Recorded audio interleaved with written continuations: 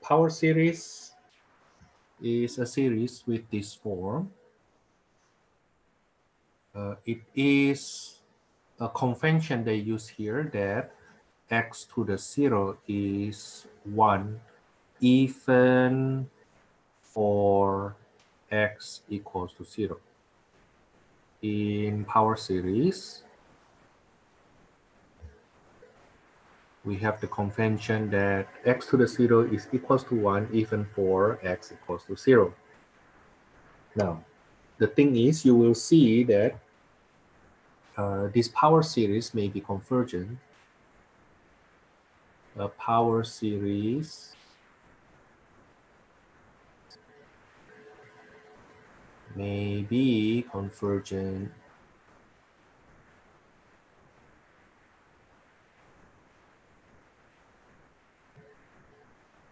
for some x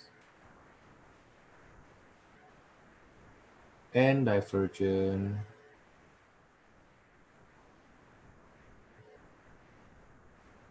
for other x.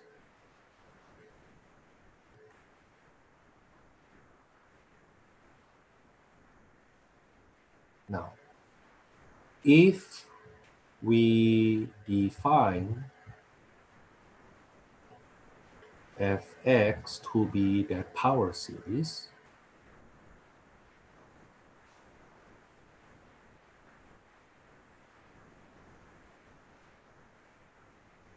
then the domain is all x where the power series is convergent.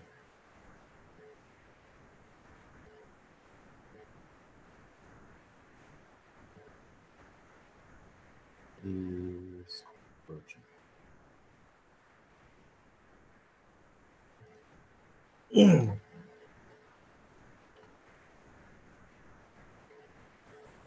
Definition. So this is a definition up there. Now we have a newer definition.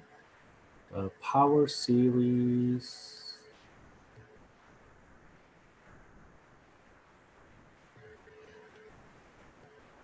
centered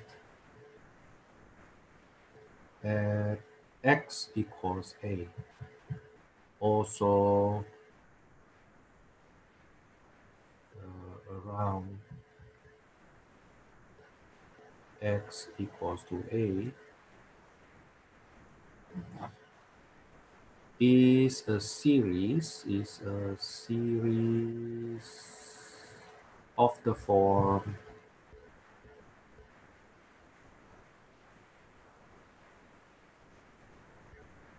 n from 0 to infinity Cn, and we basically change x becomes x minus a to the n.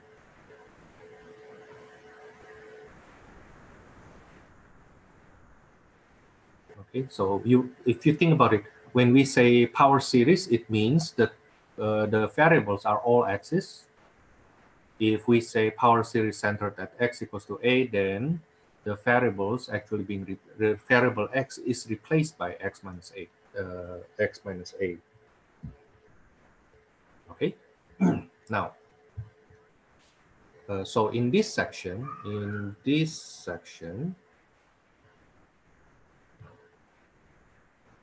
we will find the interval of convergence.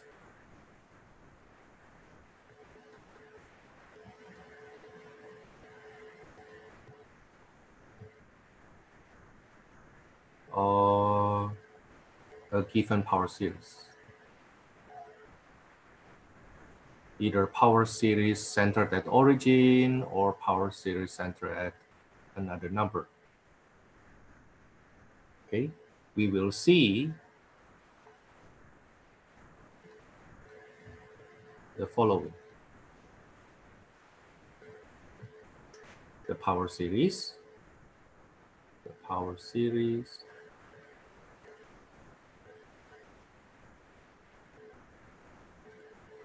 converges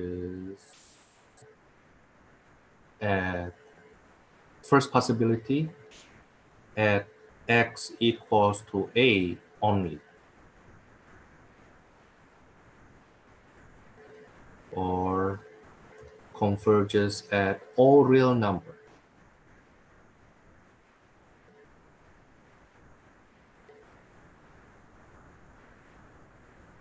And the third possibility at absolute of x minus a less than some number r,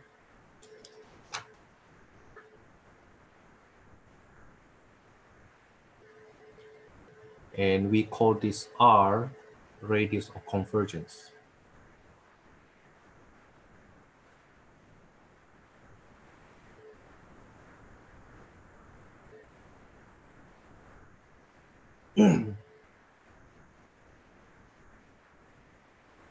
Okay, so the power series may be convergent only at one point at A, only at one point A.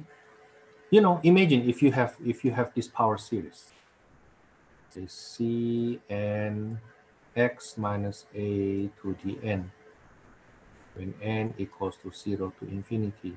Now, for sure, it will be convergent at A, because when you replace x by A, you will get a series of zeros, right? Okay, so it is possible it is convergent only at that one singleton, only at that one point. It is also possible that the series, the power series, is convergent at all real numbers. So whatever x you have, it will be convergent. Now we will say that the radius convergence are, the radius of convergence here is 0, and the radius of convergence here is infinity. Okay? Now, but the third possibility is that it is convergent on a certain interval centered at A.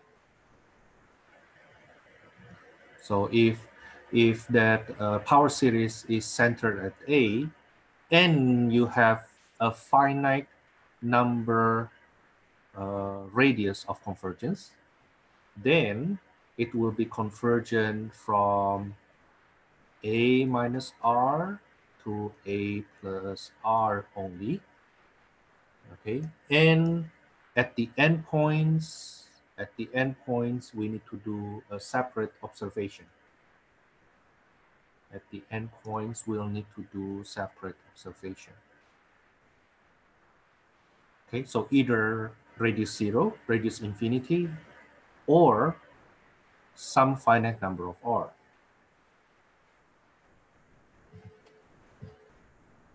Let's do problems. We are actually done. Yeah, well, from here we just need to do exercise. So for example,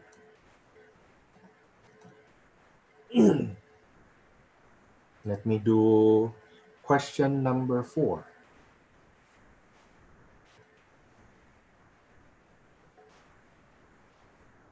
So is this power series a function? Yes, power series will be a function. The thing is, the function will have domain only in that interval of convergence. Only in that interval of convergence. So let's say we have this series now. The series from n equals to 1 to infinity of -1 to the n, x to the n over cube root of n.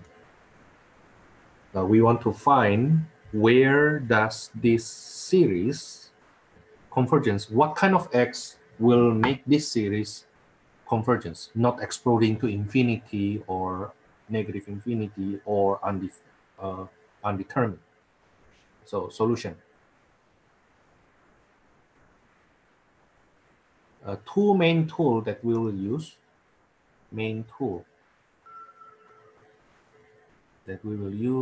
is actually ratio test. Okay, but sometimes we can also root test, use root test.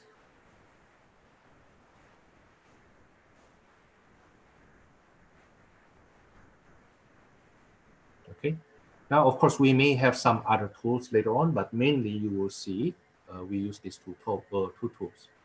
Okay, now ratio test will require us to do the ratio of the next term over the current term.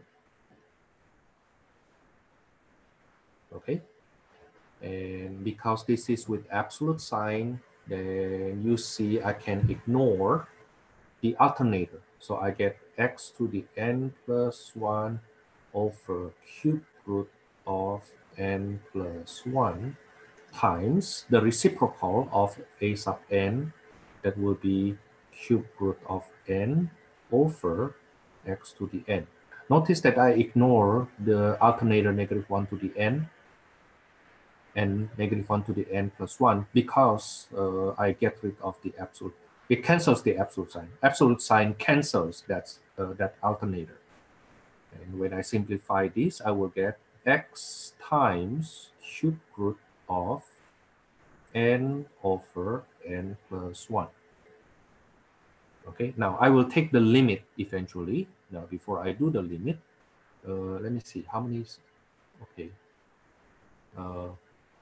For me to do the limit, of course, I cannot just set n goes to infinity right now. Divide by the highest degree, so I divide by n on the top and divide by n at the bottom. Okay, now then when I go to infinity, right? Oh, actually, I still need to use the absolute sign because of the absolute of x. When n goes to infinity, this will be absolute of x square root of 1 over 1 plus 0, which is absolute of x, right? As n goes to infinity. Now, do not use equal sign here, though. It's not equal sign. No, no. Okay, they are not equal. This notation here means it will approach this value as n goes to infinity. Okay, now when we use ratio tests, then yes, that's right. When we use ratio tests, the requirement is that the ratio has to be less than 1. Okay, so this limit of n goes to infinity of that ratio in this case is equals to absolute of x. Okay, you set that to be less than 1. Now notice that from here we conclude what is the radius of convergence. The radius of convergence is 1.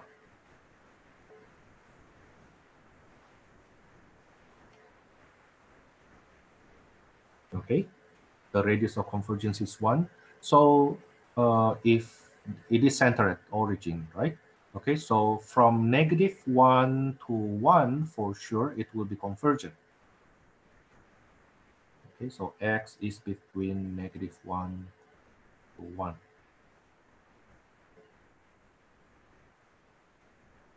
Okay, the radius of convergence is 1. So it will be interval of convergence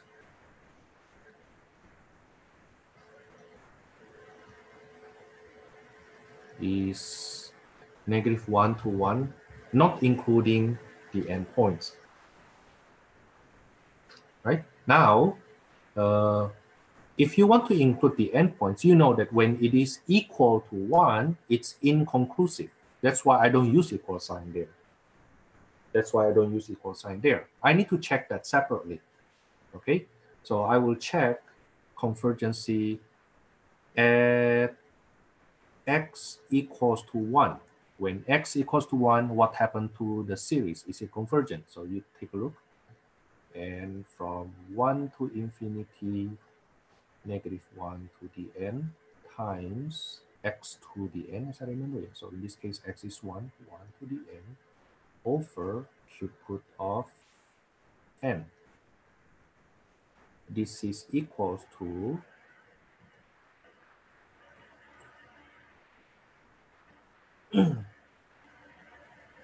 negative 1 to the n over n to the power of 1/3. But this is convergent because this is alternating p-series.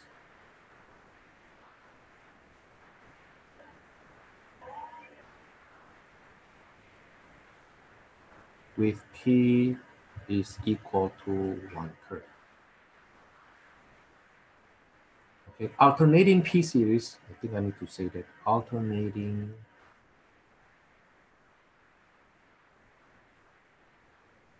p-series is convergent when p is greater than 0. Okay, because what we need is the alternating series to be decreasing, right? And it will be decreasing if the positive term eventually goes to 0. So basically we are looking at the positive term 1 over n to the p, right? Now this will go to 0, decreasing to 0 when p is greater than 0, right? So even when p is 0.1, right? Even when p is 0.1, n to the power of 0.1 will go to infinity, therefore this goes to 0. Right? What you don't want to happen is it is negative. Let's say n to the power of negative 1, which is basically n. Now this will diverge to infinity. Okay, so alternating p-series is convergent when the p is greater than 0. Okay, so at 1 it is convergent. How about at negative 1?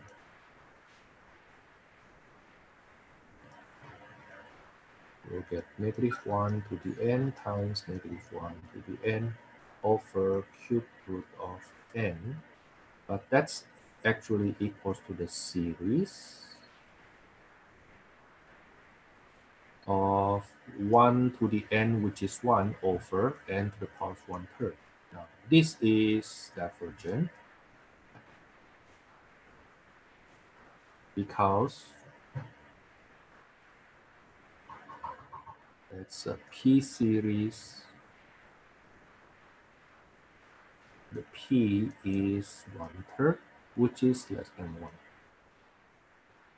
Okay, so now we update our interval of convergence. So our interval of convergence is now from negative 1, not including negative 1, up to 1, including 1.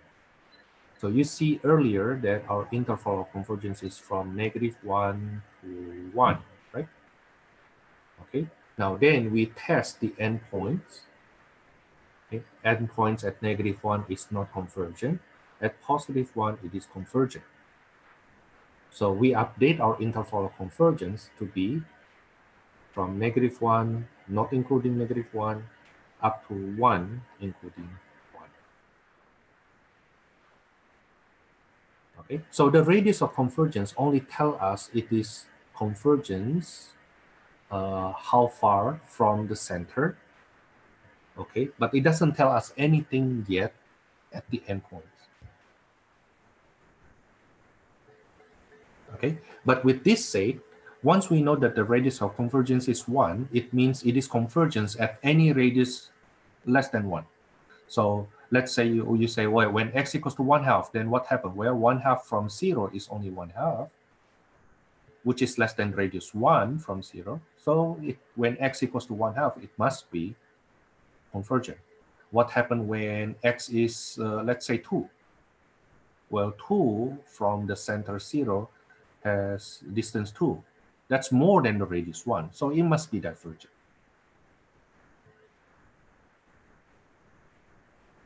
Okay.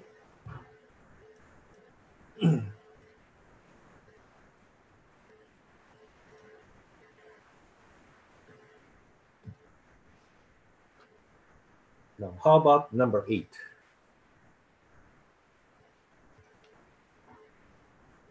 Number 8, we have the series from 1 to infinity of n to the n. Is it n to the n? Oh, wow. X to the n. Solution. I use ratio test.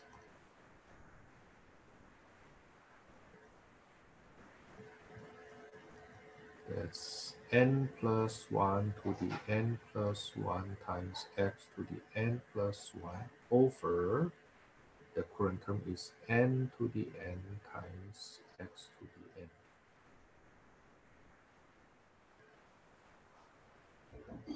So I will get absolute of x times n plus 1 over n to the n times n plus 1, right?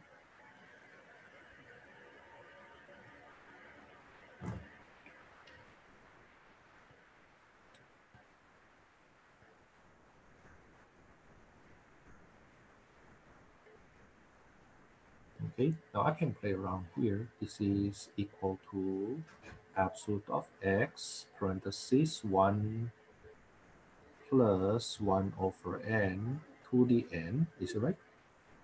Times n plus 1. Now, what is the limit? As n goes to infinity, this will be absolute of x, right? What will this converge to?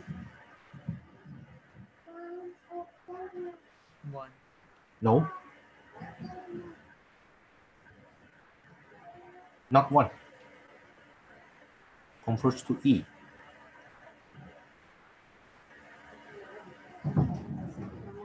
Okay? Converge to e. E, and then times n plus 1, right? But that's infinity. I think I cannot say it that way. N plus 1 will go to infinity, so this is infinity.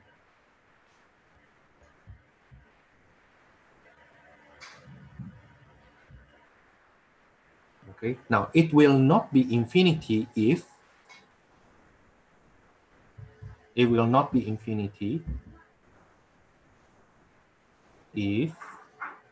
x equals to 0, except when absolute of x equals to 0. So from here you see the radius of convergence is 0. Okay, radius of convergence is 0, and this series is convergent only when x equals to 0.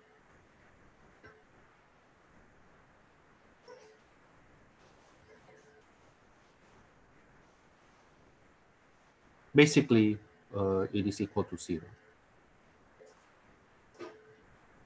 0 to infinity is indeterminate. Where do you get 0 to infinity? 0 times infinity.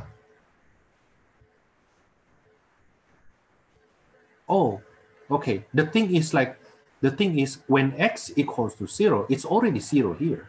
It's already 0 before this goes to infinity. So this guy is actually die on the spot.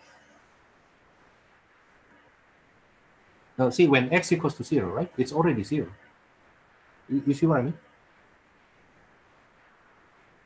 So even before you bring the x, even before you bring the n goes to infinity, it's already 0.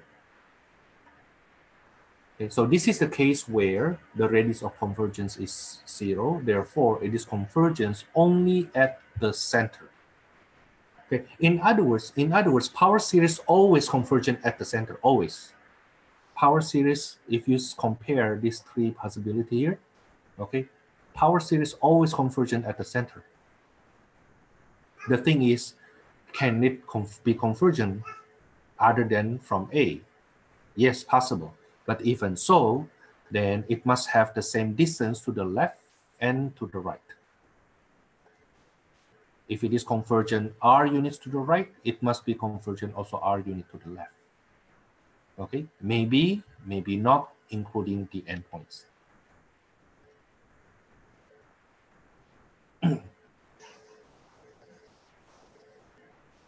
Okay, that's for number 8.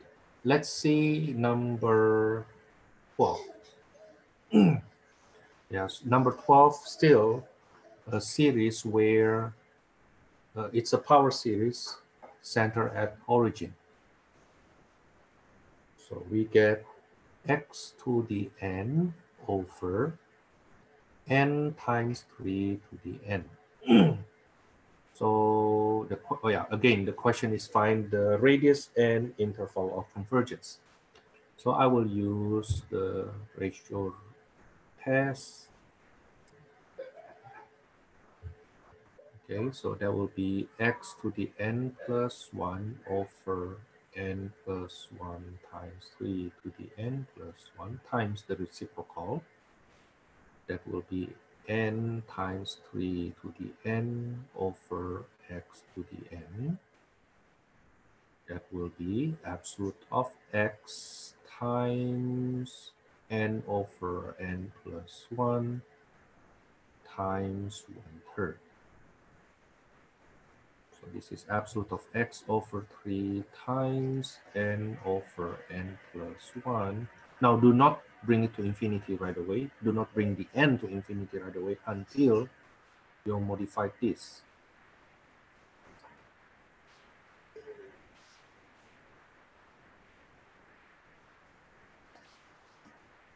Okay.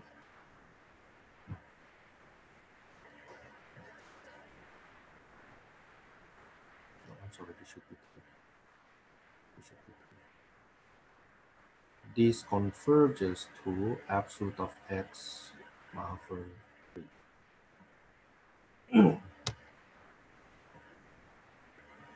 Okay. Now notice that my notation that I use here, okay, supposed to be written this way.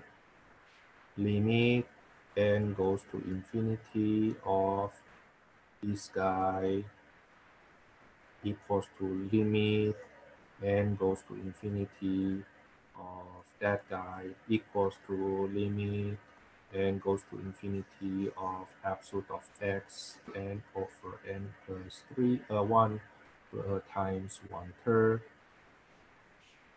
okay, which is equals to limit n goes to infinity of x over 3 times n over n plus 1. Okay, now remember that I said that you cannot say this is equals to x over 3 right away. No, because once you get rid of the limit notation, it means you replace the n by infinity. And if you say so, you are saying x over 3 times infinity over infinity is x over 3. That's what you are saying, but that's not true. It is not true. Infinity over infinity is not 1. It's actually undetermined. Okay, so for us to say so, you still need to work under the condition of limit, right? You still need to work under the condition of limit.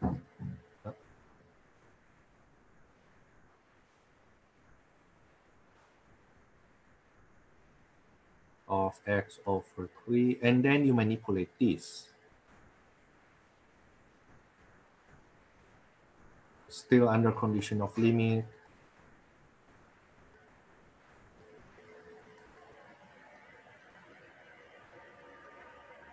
Then you replace, then you bring n goes to infinity. Okay, so when basically you are saying that this part here later on becomes 1, not becomes infinity. And this later on, when n goes to infinity, 1 over n goes to 0. Okay, now the correct notation, the appropriate notation, is supposed to be that one. Okay, supposed to be. If you you're supposed to write it with all the limit. Now suppose you don't write the limit, that's okay. You can write it that way earlier, like what I write above.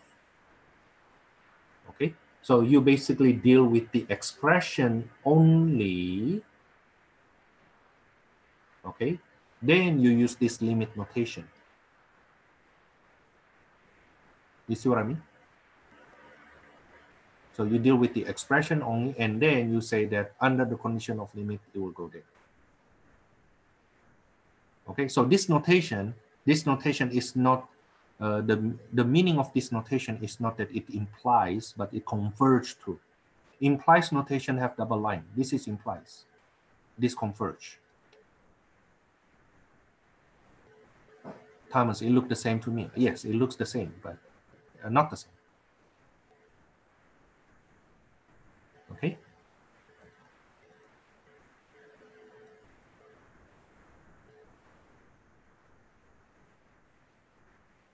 Now then, how about the radius of convergence? Then for this to be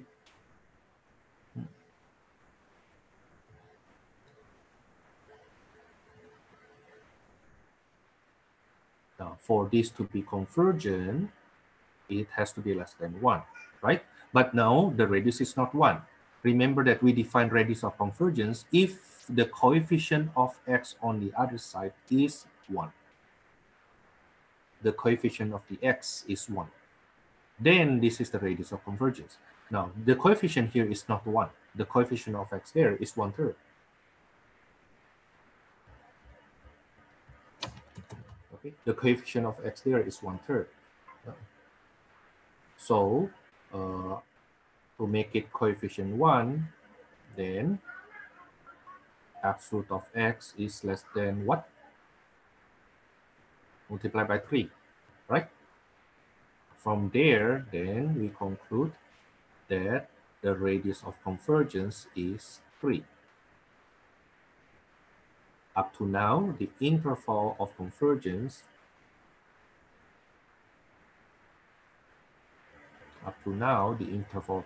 will be from -3 to 3. Okay, now we check the endpoints. At x equals to 3, what happened?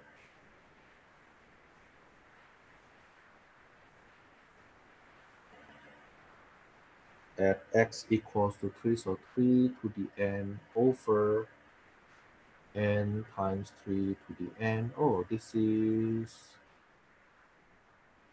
1 over n. No. Is it convergent or divergent?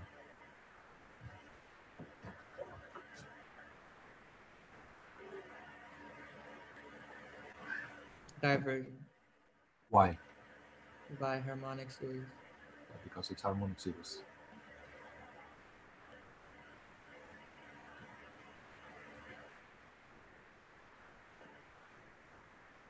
How about at x equals to -3?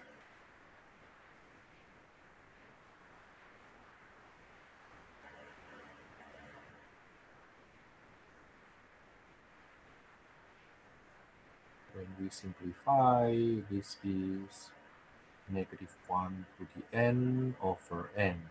What is this?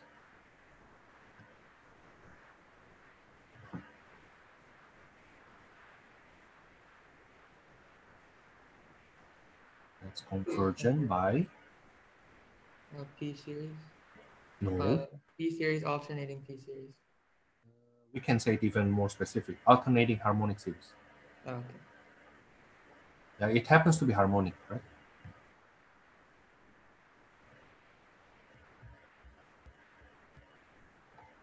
So we update our interval of convergence is now from -3 including -3 up to 3 not including. Okay, I think our textbook write it this way.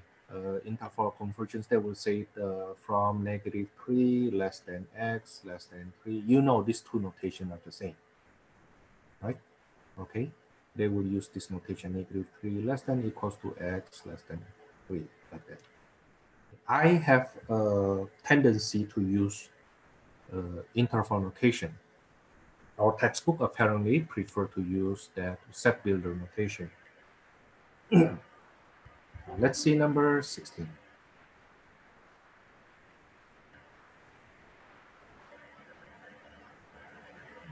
summation from 0 to infinity of -1 to the n, so that's alternating, x minus 3 to the n over 2n plus 1. Find the radius of convergence and interval of convergence. Again, I would use ratio test. I will omit the alternator.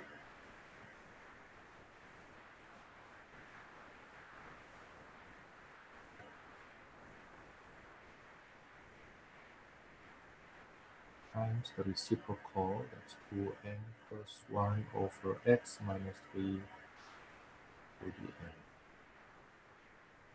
This will be x minus 3 times 2n plus 1 over 2n plus 3. Right? This is absolute of x minus 3 times absolute of 2 plus 1 over n over 2 plus 3 over n. I divide the rational parts by n, and this will converge to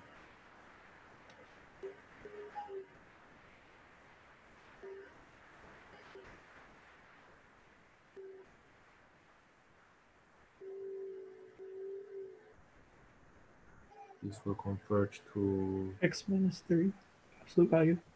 No, x. Oh yeah, x minus. I thought you said x plus 3. Okay, as n goes to infinity. So with absolute of x minus 3 less than 1, we find that the radius of convergence is 1. The current interval of convergence, at least it is converging from -1 less than x minus 3 less than 1. So it is between 2 to 4. Okay, for sure, it is convergent there. Now we check the endpoints. At x equals to 4,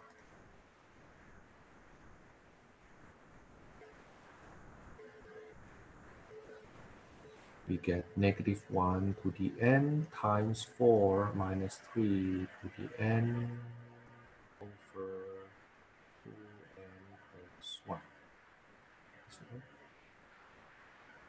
Yeah. Now this becomes -1 to the n over 2n plus 1. Is it right?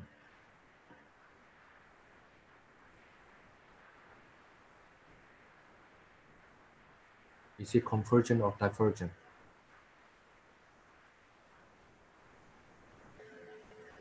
Okay, let's see first then. Need to show that, maybe I claim it. Okay. Let the positive part a sub n be 1 over 2n plus 1. Okay, claim 1 over 2n plus 1 is decreasing down to 0. Okay, proof of this claim here. N is definitely less than n plus 1. So 2n is less than 2n plus 1.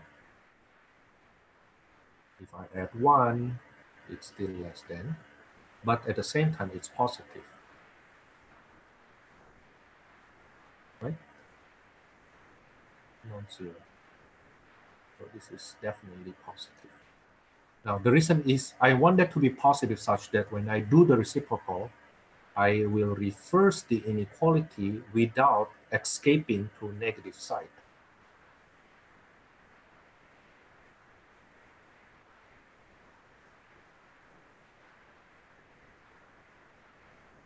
Okay, so a sub n is greater than a sub n plus 1.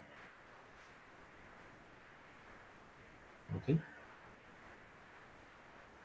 so it is decreasing, and of course 1 over 2n plus 1 converges to 0 as n goes to infinity. Right? Okay.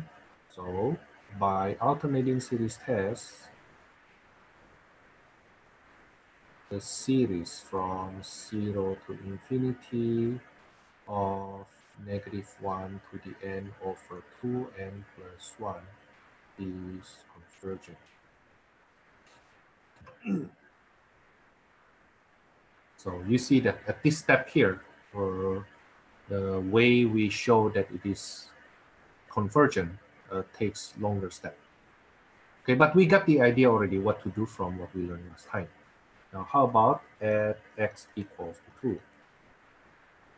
So the series is -1 to the n times 2 minus 3 to the n over 2n plus 1.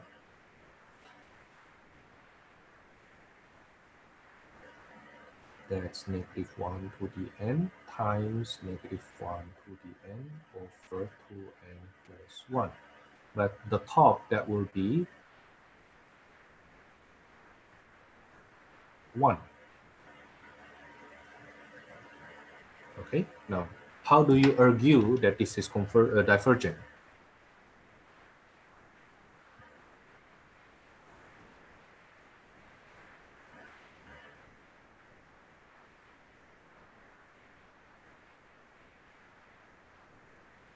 How do you argue that this is divergent? Comparison test. I will use comparison test, but in the past I saw most people actually use limit comparison test. So somebody, you can use limit comparison test though. So let me use another color. If you use limit comparison test, you will compare that with 1 over n, right? Okay. Now, that's if you use limit comparison test. That's the most obvious one. But if you do comparison test, how do you do that? That's my challenge for you. How do you do comparison test? Here.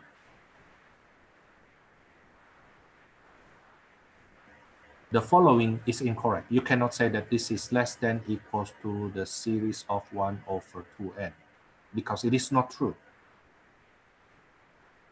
Well, it is true. 1 over 2n plus 1 is less than 1 over 2n. But simply because this is divergent doesn't mean anything lower than that is divergent. No, you cannot bring to that conclusion. Bounding it above by something divergent doesn't give you the conclusion you want. So you cannot argue that way. How do you argue it?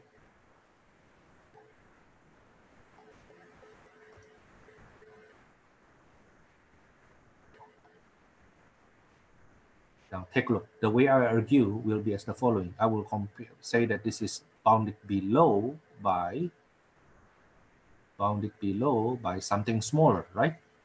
What is that something smaller? I compared it to 1 over 2n plus n. Sneaky Thomas.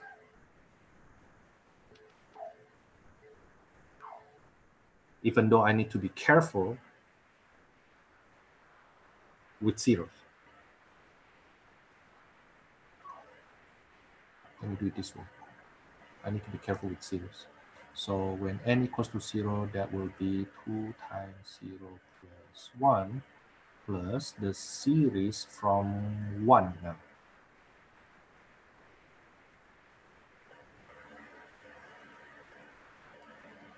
Okay, so this is 1 plus.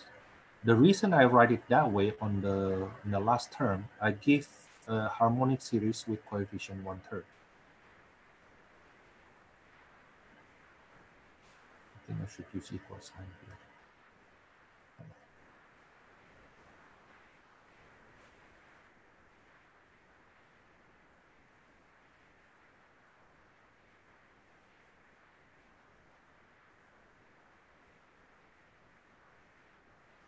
When I write it this way, it means this guy is equal to this is equal to this. Okay, now if I want to say that this compared to this one here, I need to copy this down.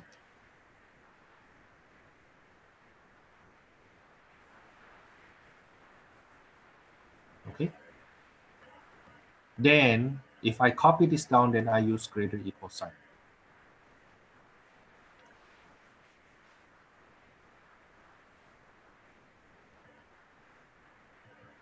But this part here is divergent by harmonic.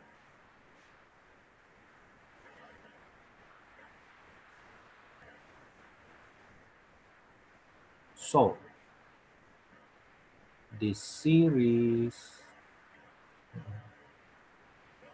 bounded below by something divergent is divergent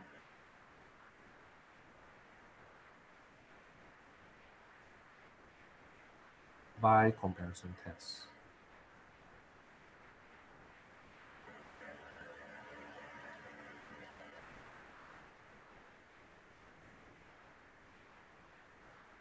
Okay, now with that said, then we update our interval of convergence. Our interval of convergence is now not including 2 up to 4 inclusive.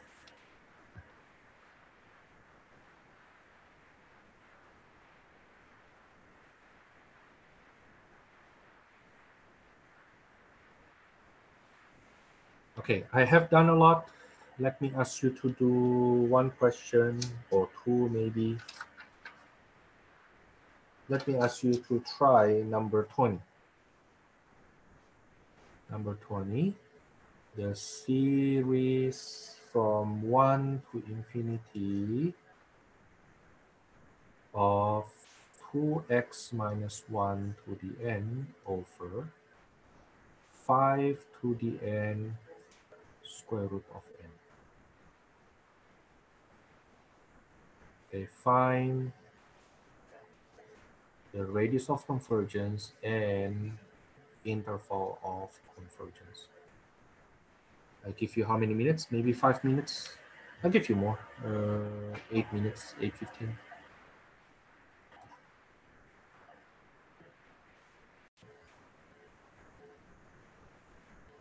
So the ratio is 2x minus 1 to the n plus 1 over 5 to the n plus 1 square root of n plus 1 times the reciprocal 5 to the n square root of n 2x minus 1 to the n.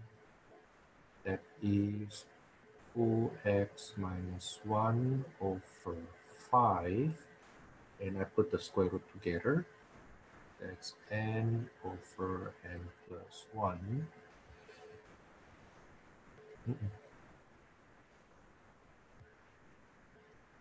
That is 2x minus 1 over 5 times square root of 1 over 1 plus 1 over n, and this converges to what?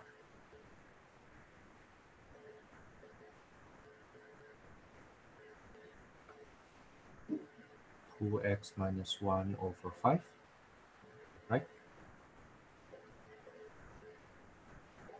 Now then you set that to be less than 1. Multiply by 5. But remember, the coefficient of x has to be 1 before you decide the radius of convergence. So let me divide by 2.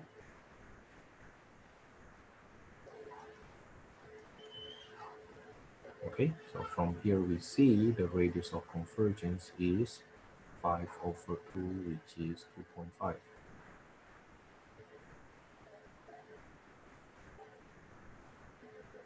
Okay, now then, if I work it out further,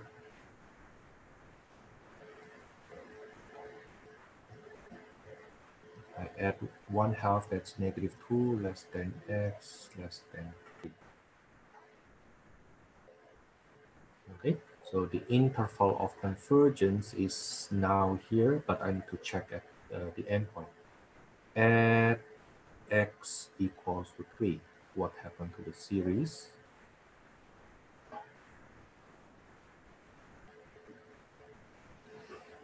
The 2 times 3 minus 1 to the n over 5 to the n and to the square root of n. That's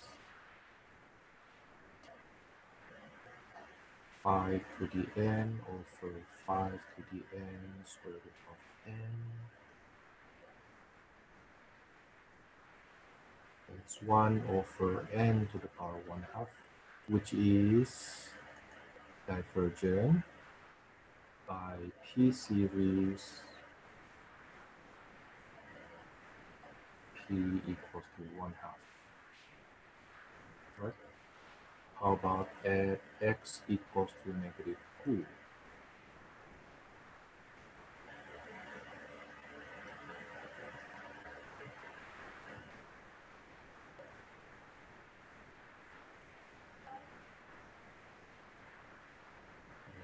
I will get the numerator is -5 to the n.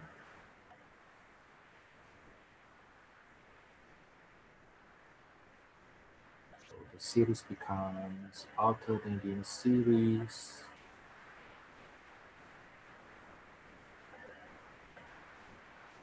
This is convergent by alternating p series. P equals to 1/2, which is greater than 0. Okay, so the updated interval of convergence is now including -2, not including 3.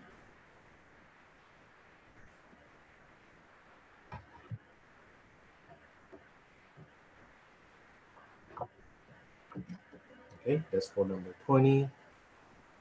Let's see more. On the next page, is there any problem you would like me to go over? Between number 21 to number 28. Choose even number. Would you like me to do one problem from there?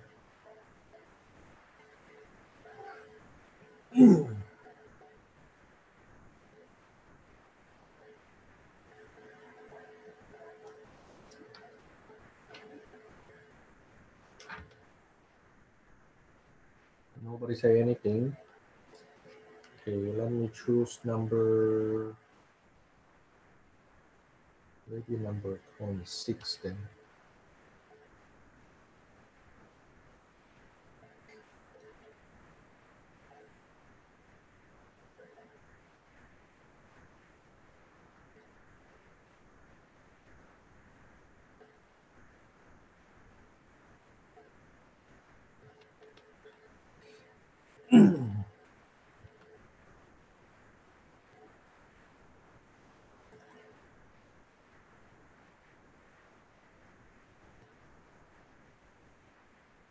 X to the 2n plus 2 over n plus 1 times natural log of n plus 1 squared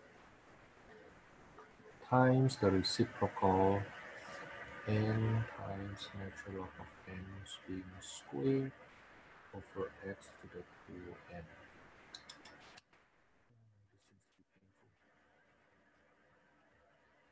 This is absolute of x squared.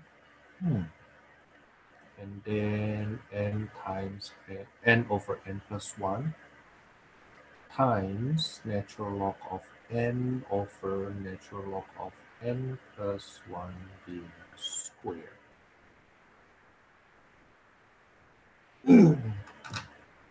Gross absolute.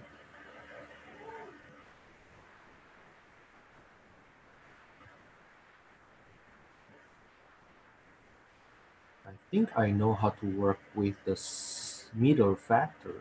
Yeah, divide by n, right? On the top and the bottom, but I have issue with the last one. Anybody can help me with the last one?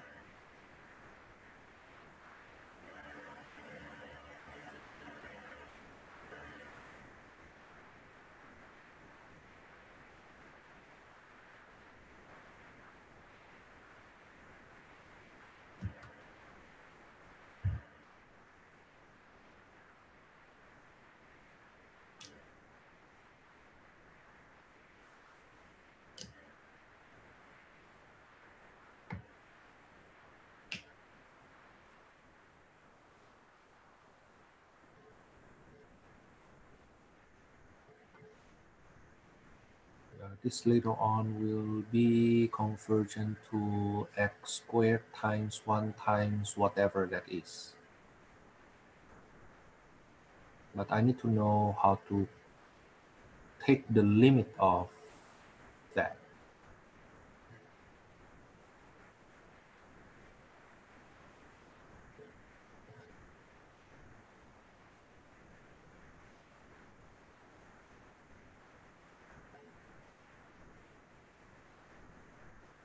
Okay, maybe I claim that first claim,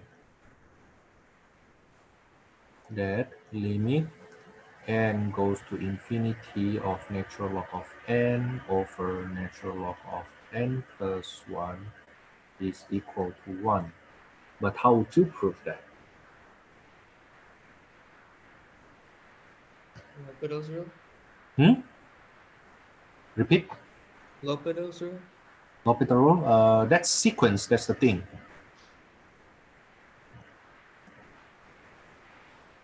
I know. That's what we will do. So let fx equals to natural log of x over natural log of x plus 1. We take the superposition function.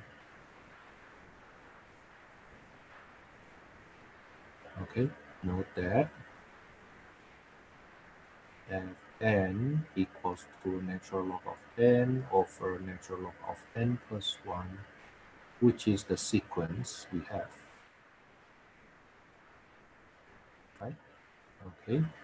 Now then limit x goes to infinity of fx equals to limit x goes to infinity of natural log of x over natural log of x plus 1. Then we apply L'Hopital rule here. That's 1 over x, big over 1 over x plus 1, which simplifies to be x plus 1 over x divided by x first, right? So that's 1 plus 1 over x, that's equals to 1.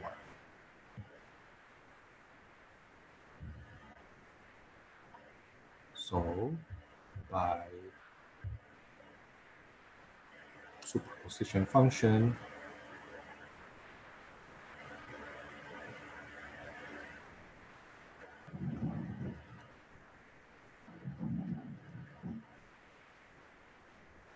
limit n, natural log of n plus 1 also converges to 1. Okay. Now then I continue.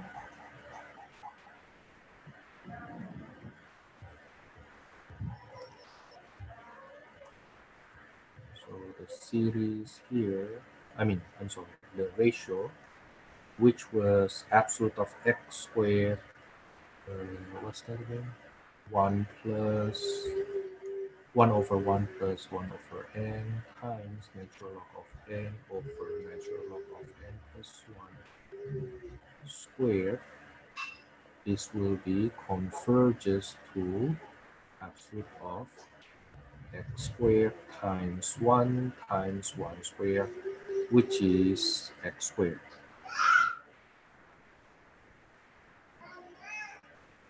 Okay, now then that x squared has to be less than 1, right? Which implies x must be between -1 and 1.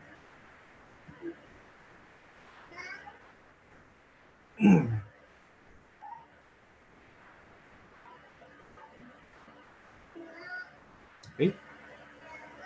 Actually, I don't really need to do that though, because this is what I have in mind. If you look at the series again, this is x squared to the n, right? So you actually care about the x squared instead of x. You see what I mean?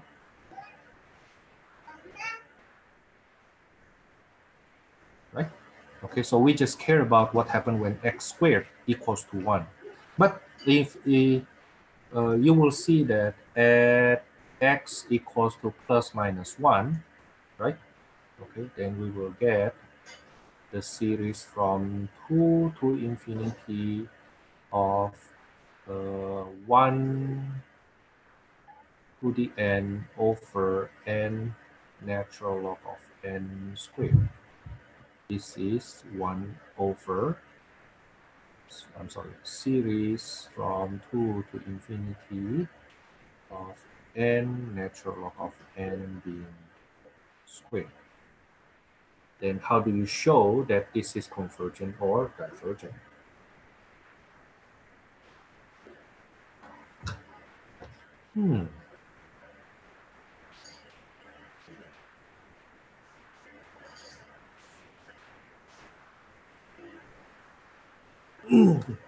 Can we do integral test? That's what I have in mind too. That's what I have in mind too. Let fx, actually I should not use fx anymore. I already used fx in my proof earlier, so let me call that gx. Gx equals to 1 over x natural log of x being squared. Okay, now notice that, note that gx is continuous on 2 to infinity. Okay, and gx is decreasing on 2 to infinity. What else? Continuous, decreasing, and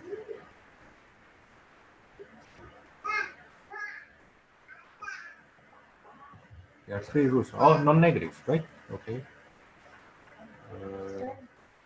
Non-negative.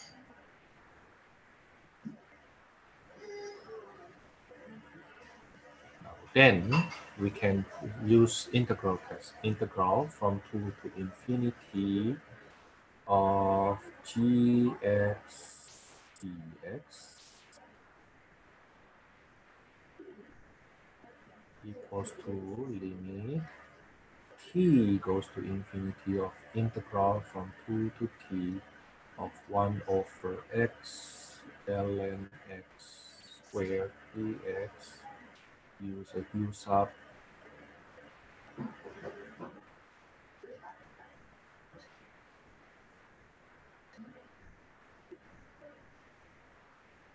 this becomes limit t goes to infinity integral natural log of 2 and natural log of t. This will be du over u squared.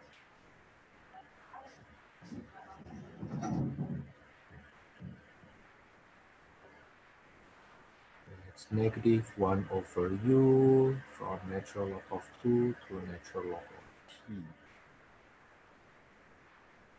So that is 1 over natural log of 2 minus limit t goes to infinity of 1 over natural log of t.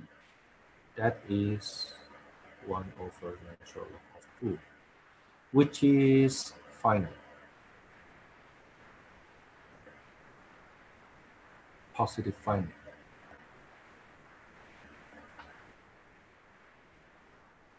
Right? So by integral test, let me continue here.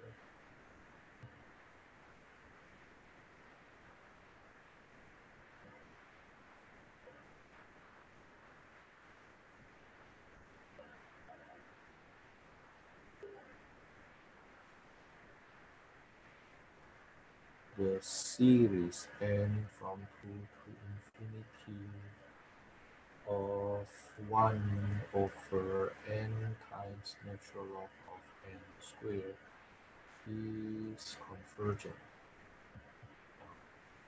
When we do the integral test, can we leave it as an infinite integral without the limit and then just do p Not series, supposed to. p integral? Huh? Because when we used to do p integrals, we had it so that if it's like 1 over x squared, then Oh, then you bring it back right away from here. So I see what you mean. But you still need to, if you want to compute this, then you need to do it under limit. If you want to quote the p integral, Then from here, you go on saying that this is integral natural log of 2 to infinity of du over u squared is convergent by p integral instead of p series, right? In p integral p equals to 2, which is greater than 1. So I see what you mean, but when I do the substitution here, I still need to change that first. Is it okay? Yeah. So we can stop where you wrote the blue line. That's right. Yeah, you can stop there. Yeah, let me leave that blue lines there. Okay. I continue. So interval of convergence now will be including both endpoints, right? So -1 less than equals to x less than equals to 1.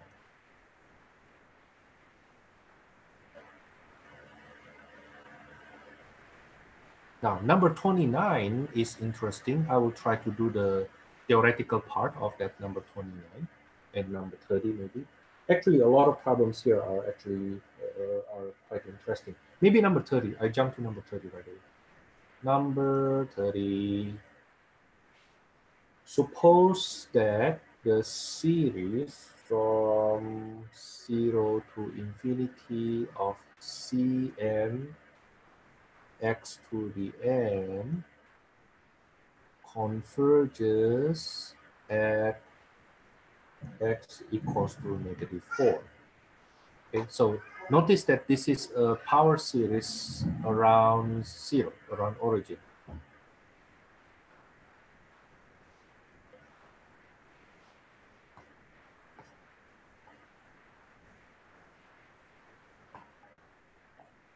Around x equals to 0.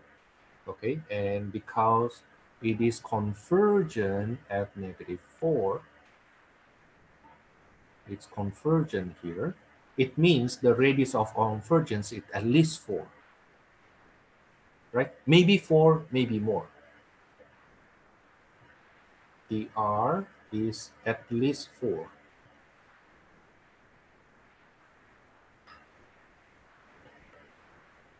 At least 4. Maybe more, maybe more, maybe equal, but will not be less.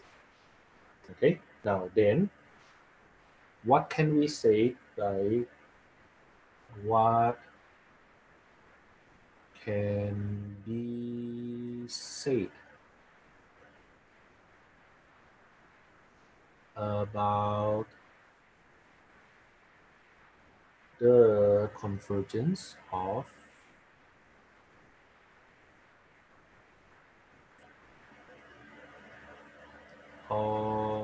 let's see, the first one,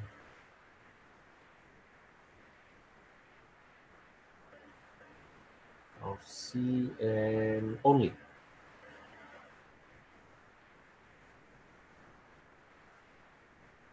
So the one for sure convergent is from -4 to 4, not including the endpoints. Right? So from that statement, we know that the interval of convergence is for sure -4, at least. This is at least. Right? Now, what is the x here?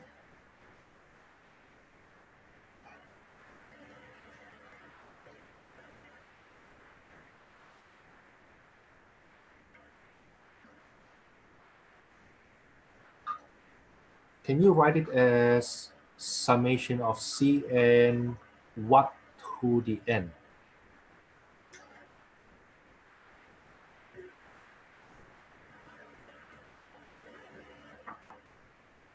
Notice what this is. This can be written as Cn 1 to the n. Is it right?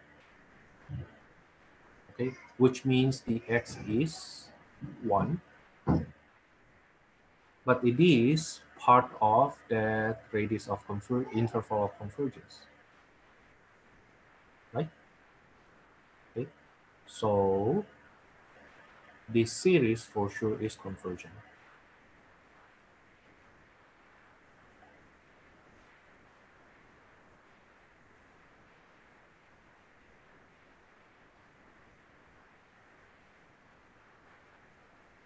That's for sure convergent. Now, how about the second part, the series Cn8 to the n? Now, this x is 8. It is not part of the guaranteed interval of convergence. So this series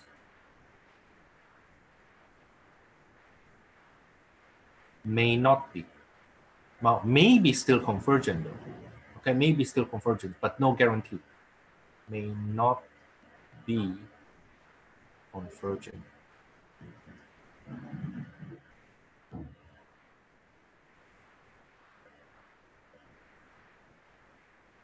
Oh, actually, I'm sorry. I missed one sentence. I missed one sentence. Convergent at x equals to 4 and diverges at x equals to 6. So the radius of convergence is greater than 4 but less than 6.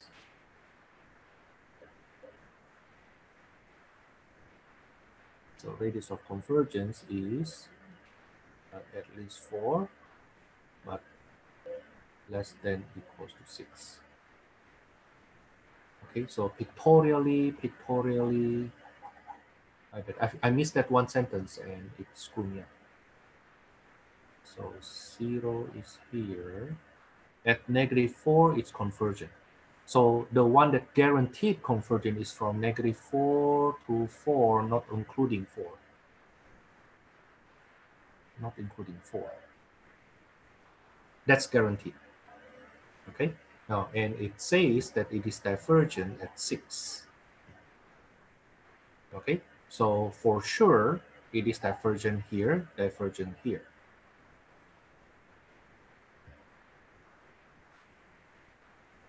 Okay? It's divergent here. It may still be convergent at -6 though. We don't know. Okay? Now the one in this interval, no guaranteed. Okay? But +8 has distance more than 6 from origin. So this one not only may not be, it for sure is divergent.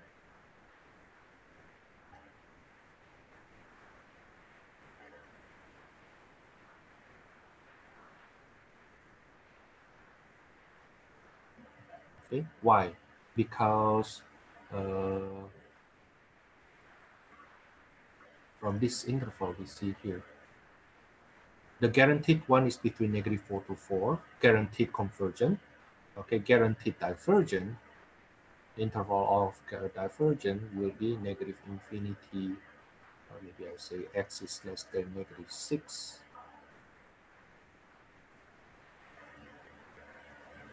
or x is greater than 6. Actually, x equals to greater equals to 6. Okay, then here, because 8 is, this is greater equals to 6, then it is divergent.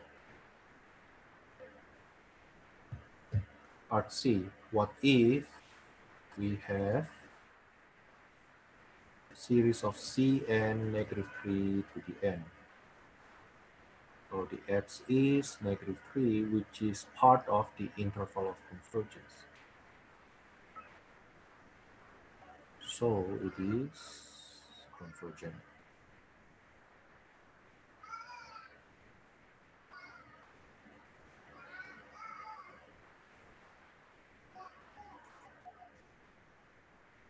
Okay.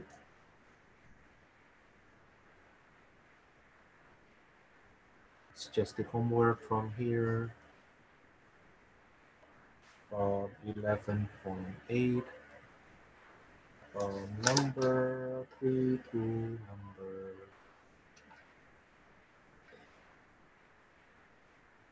31 maybe.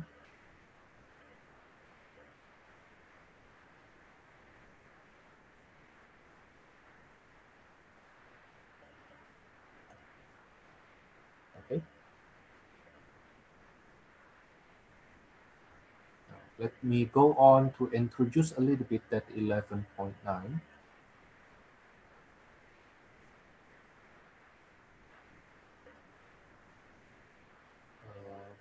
Power series representation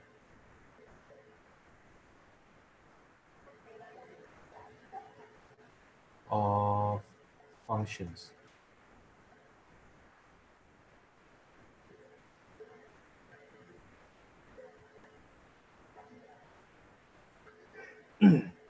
Now we have seen that if we have this series 1 plus x squared all the way to infinity, which we in sigma notation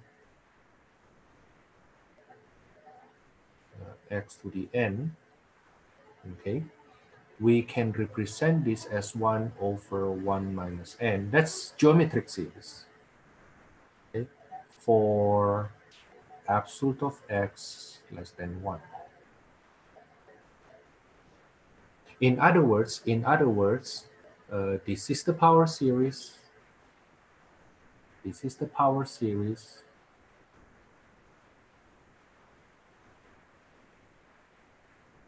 Okay, this is the function fx.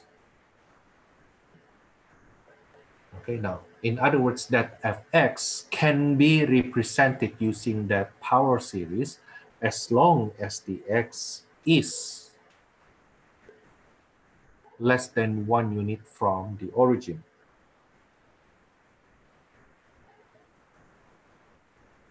Okay, now we will go on from here later on. Suppose then I have, so we already know from there 1 over 1 minus x can be represented by the power series x to the n for absolute of x less than 1. Okay. Now then, what happens if I replace that x by let's say negative x?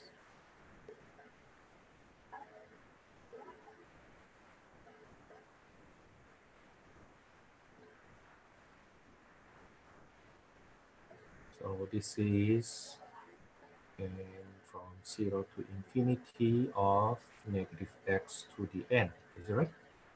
Which is an alternating series.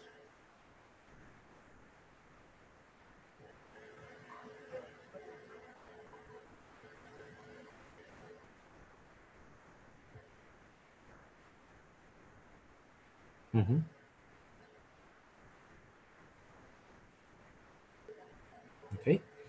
Or to say even further, suppose I replace the x from there by negative x squared.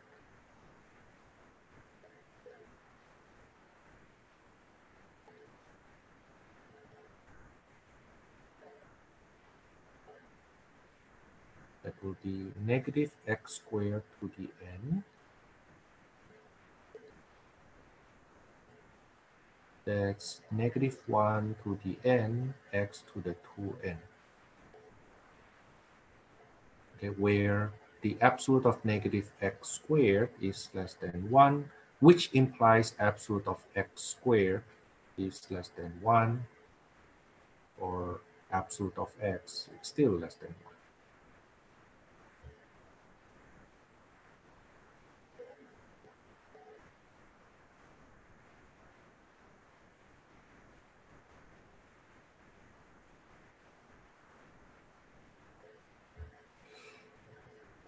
If you are going to computer science, especially electrical engineering, computer engineering, you will deal with Fourier series, Laplace transforms. You really need to know this because what? Eventually you will need to take complex analysis. And in complex analysis, you deal a lot with series. Okay? Now, suppose, for example, I give you two more examples. Suppose I want to represent 1 over x plus 3. This is 3 plus x, right? Now I need to change that 3 becomes 1. Okay, now to make it 1, I will divide by 3 on the top. I will divide by 3 at the bottom. Are you with me? Yes. Okay, so this is equals to 1/3 times the series from 0 to infinity of negative x over 3 to the n, which this is convergent when absolute of negative x over 3 is less than 1 or absolute of x is less than 3. Okay, and we can simplify this a bit further. This is the series from 0 to infinity. It's alternating series, x to the n on the top, 3 to the n at the bottom. Or I bring it in, bring the 1/3 in. There will be alternating series, x to the n over 3 to the n plus 1.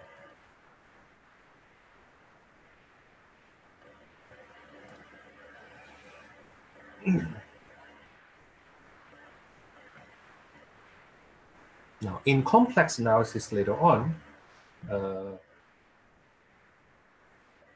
we may have this question.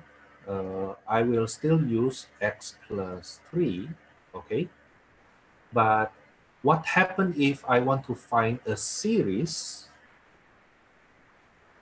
I want to find a series that is convergent outside of this. Outside of this.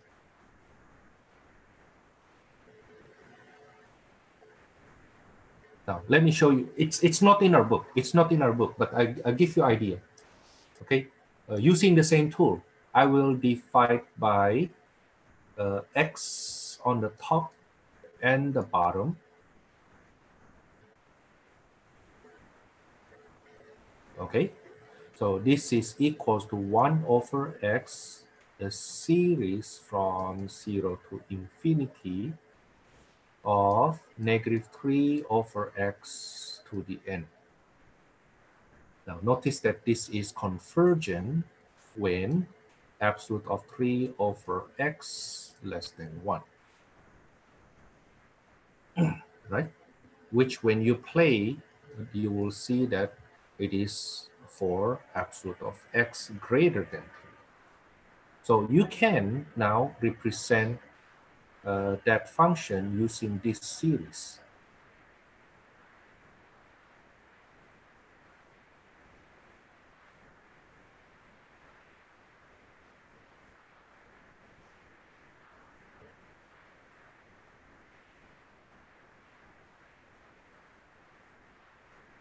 So it is alternating series 3 to the n over x to the n plus 1.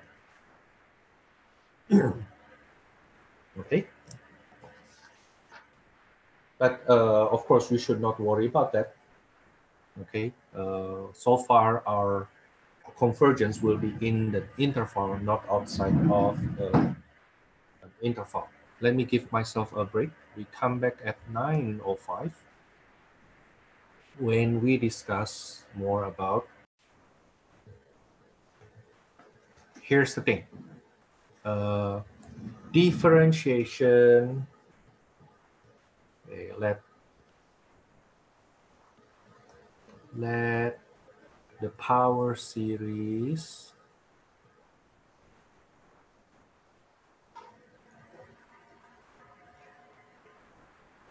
has R positive,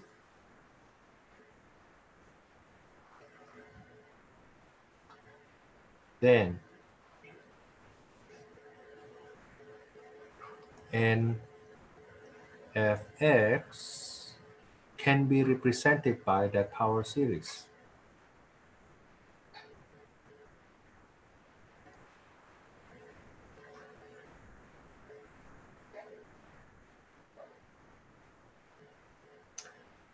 Then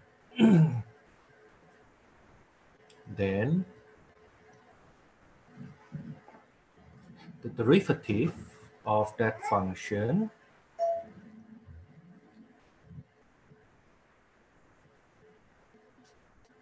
you do derivative from the left-hand side, you also do derivative on the right-hand side. Yeah, of course, then my n now changed to n equals to 1,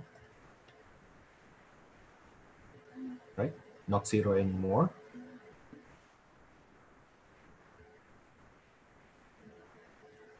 And the integral of that function is equal to the integral of the power series.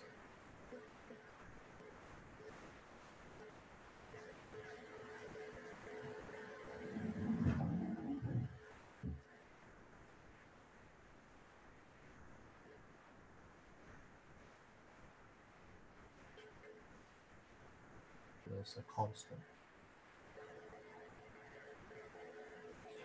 Basically, once the function is represented by a power series, then the integral of that function is the same to the integral of that power series. The derivative of that function is equals to the derivative of the power series. And it maintains the radius of convergence with the same radius of convergence. Now, but notice that this, when we say the same radius of convergence, it doesn't imply the same interval of convergence. May not apply at, the convergence may not apply at the endpoint of interval of convergence. Okay, so let's say the radius of convergence is r, right? Let's say the radius of convergence is r. So it is, let's say, then interval of convergence is negative r to r. For the function, it is convergent there. Now then, when you do the derivative, it will maintain the radius of convergence, okay, but may not be maintained at the endpoint. Okay, the radius is still the same, but may not apply at the endpoint. That's what this, you can call this theorem, okay? You can say that's the, that's what the theorem says. Okay, now with that said, then let's look back to one very important power series representation, 1 over 1 plus x squared. We represent this by n equals to 0 to infinity of negative 1 to the n and x to the 2n, right? So the interval is just the same, but may not include the endpoints. That's correct. That's correct. Now, do you remember this series? Okay, and this one, 1 over 1 minus x equals to the series x to the n from 0 to infinity. Let me move it down so that I have more space.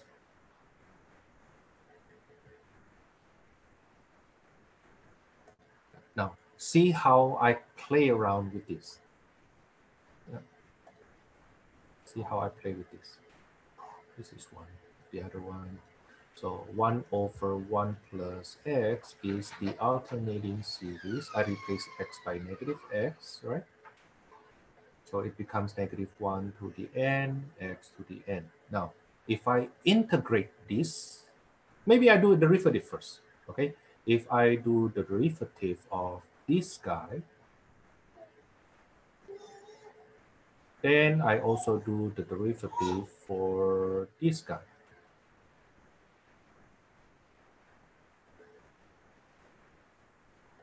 Do we just memorize them like formulas? It would be nice if you memorize some basic ones, right? I would do the same. Yeah, I would do the same. So when I do derivative on the left-hand side, I will also do derivative on the right-hand side. Okay, so the key is this, because it is convergent, then the derivative of sum equals to the sum of derivative. That's actually something very important to mention. Let me write it down here. Okay, note. Only when the series is convergent,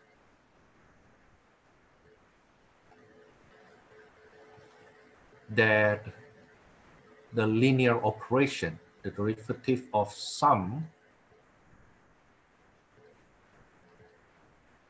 is equals to the sum of derivative. It is not true in general. It is not true in general. Okay, it is not true in general. That's why we need the convergence. That's why we have the interval of convergence. It does not apply outside of that. Okay, so this is equal to the summation of -1 to the n and the derivative of x to the n respect to x. So this is the summation from 0 to infinity, -1 to the n of n times x to the n minus 1.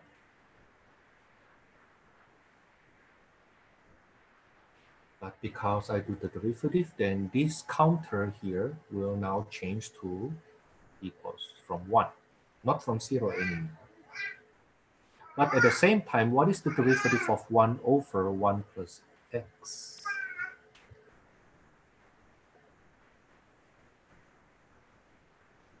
Natural log of, actually no, not natural log.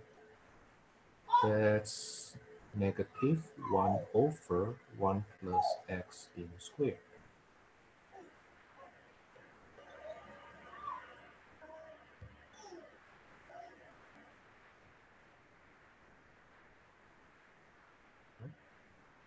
Using the same idea, if I do the derivative from that geometric series, the derivative of that would be 1 over 1 minus x being squared equals to the series from 1 now of n times x to the n minus 1.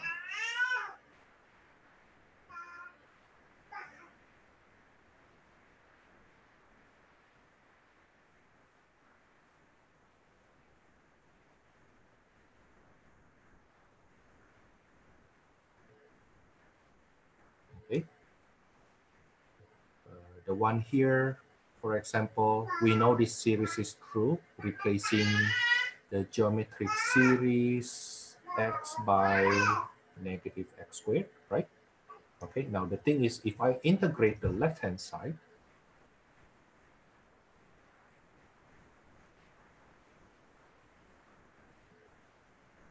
then I integrate the right-hand side also.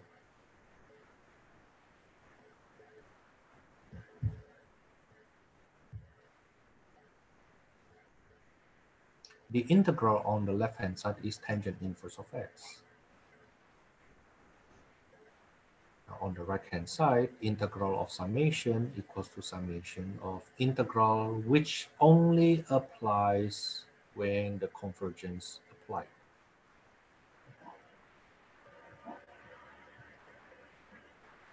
Okay, so then I get -1 to the n, and then x to the 2n plus 1 over 2n plus 1. Don't forget plus some constant.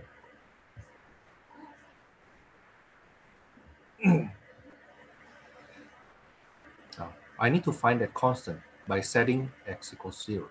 For x equals to 0, tangent inverse of 0 equals to the series of zeros, right? Plus C.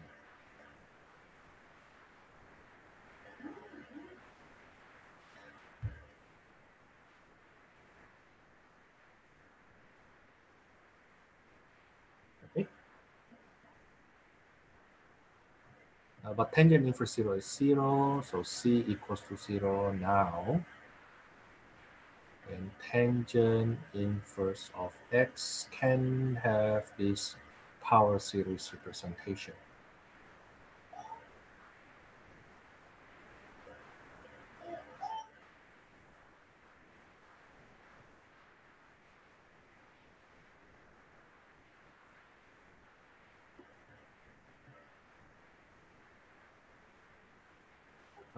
Do you remember this 1 over 1 plus x?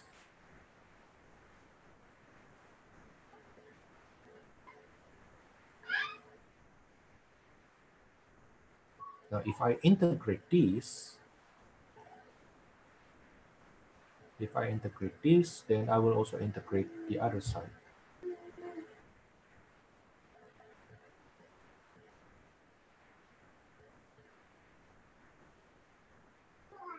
Okay, but left-hand side, it will be natural log of 1 plus x, right? Plus constant.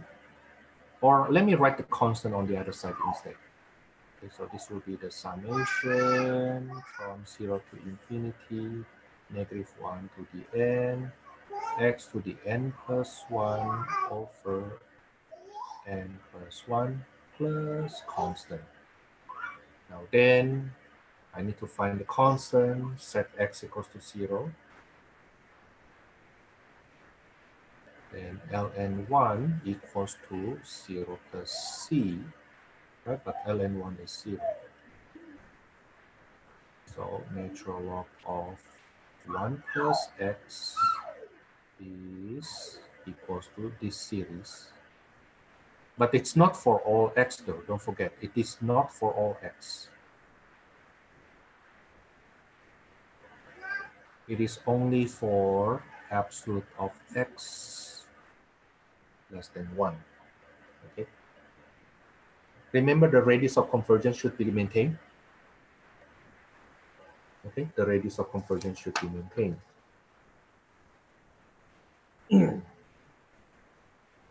Now, do not underestimate the power of what we have done here, because one of the things is we can use it to help us to compute integral. We can use this to help us to compute limit. So the devil is actually in the detail. The idea is quite simple. The idea is quite simple. Let's do some problem from the book first. For example, number 4. We have that fx equals to 5 over 1 minus 4x squared. Find the power series representation and determine the interval of convergence. Now, notice that this can be represented by 5 times the series from 0 to infinity of, notice that I replace the x by 4x squared. Right? So this is 4x squared to the n. Of course, for absolute of 4x squared less than 1. Okay? You will see that this means x is between -1/2 to half.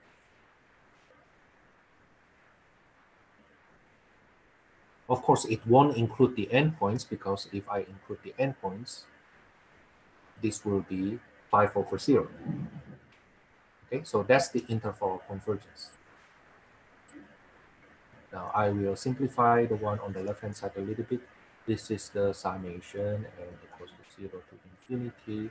of 5 times 4 to the n x to the. Okay, that's the power series representation.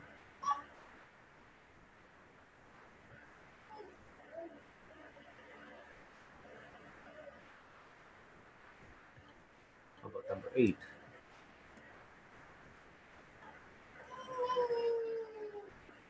Fx equals to x over 2x squared plus 1.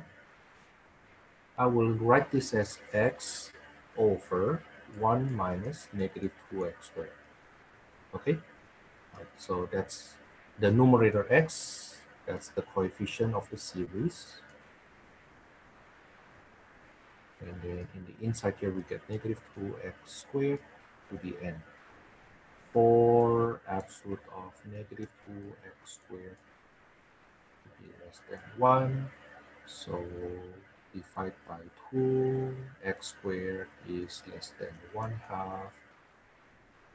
So x will be between negative 1/2 to, I'm sorry, negative 1 over square root of 2 to 1 over square root of 2. That's the interval of convergence.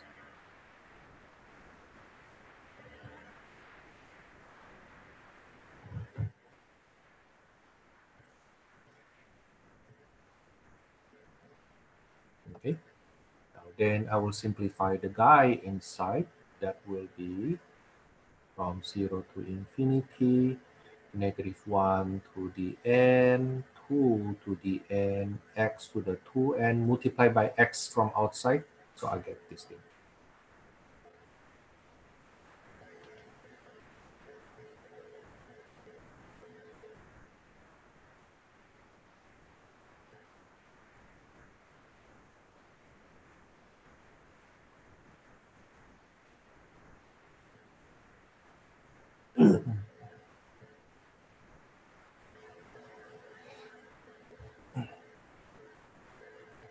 That's for number 8.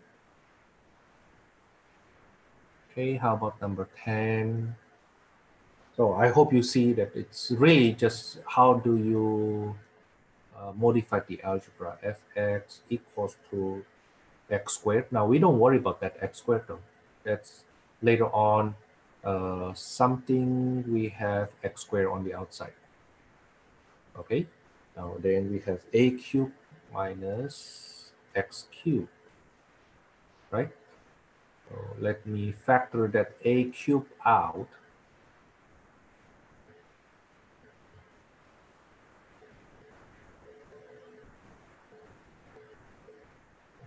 I try to squeeze it in, not nice. So x squared over, I factor a cubed out, I get 1 minus x minus a being cubed there. So x squared over a cubed outside of the series. Okay, now then I get x over a cubed to the n.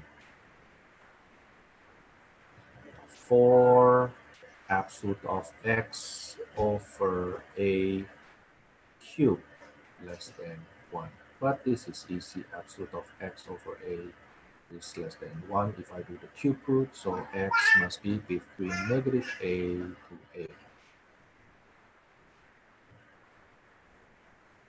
Okay. Now I will multiply the coefficient in such that I have only everything inside the summation notation. I have x to the 3n plus 2 on the top, and at the bottom I have a to the 3n plus 2.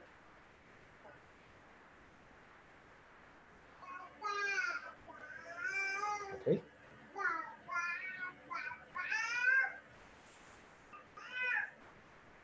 Number 12. That's a bit, we need to be a bit more creative here. Why? Because we have, at the bottom, we have something strange.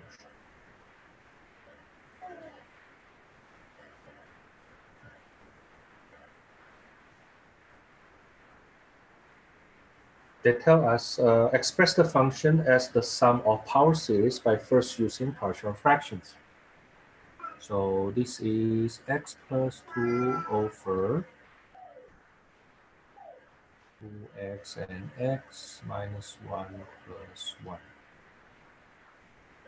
So this is equal to, this is 2x plus 1, this is x minus 1, this is a, this is b. I do partial fraction decomposition, right? So x plus 2 equals to a times x minus 1 plus b times 2x plus 1. When x equals to 1, I get 3 equals to 3b. So b is 1. When x equals to negative 1/2, I get 3/2 on the left side. And a, this is negative 3/2 a.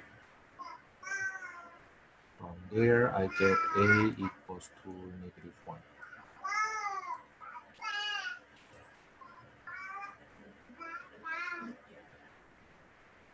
Okay.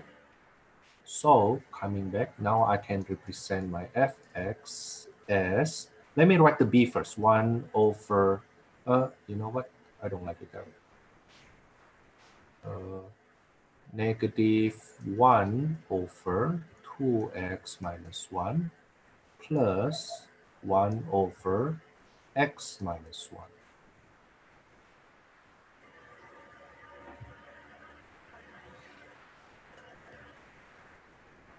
Okay. Now this is 1 over 1 minus 2x. Is it okay? And this guy is negative 1 over 1 minus x.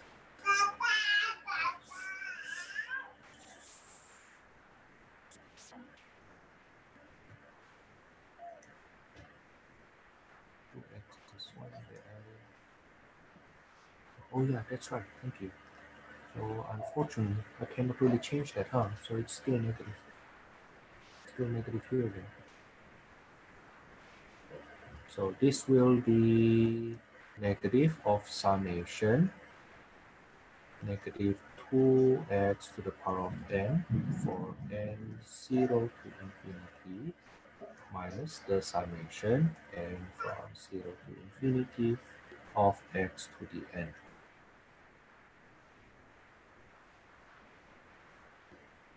Right? Now I will do some cleanup because my main goal is to put them under the same summation notation. So I will get the summation negative 1 to the n plus 1. Okay, times 2 to the n times x to the n minus the summation from 0 to infinity of x to the n. Putting them together, this is the summation from 0 to infinity of negative 1 to the n plus 1 times 2 to the n minus 1 x to the n.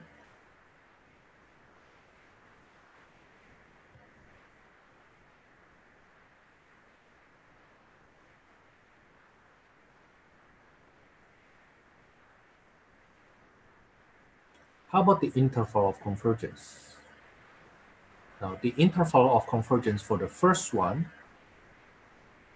the interval of convergence for the first one is absolute of negative 2x has to be less than 1, so absolute of x is less than 1/2. The interval of convergence for the second one is absolute of x less than 1. Now, putting them together, you use the smaller radius of interval, radius of convergence. So absolute of x is less than 1/2, negative 1/2 less than x less than positive 1/2. That's the interval of convergence.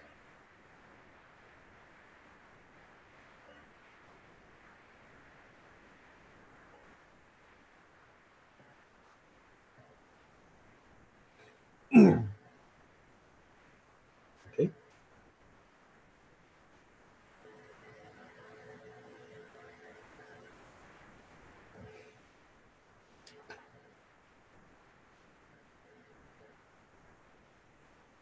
Number 16. Yes, it would be nice if you can memorize some. Number 16. Find the power series representation for the function fx equals to x squared tangent inverse of x cubed.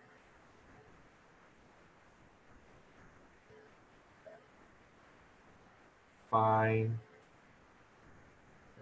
power series representation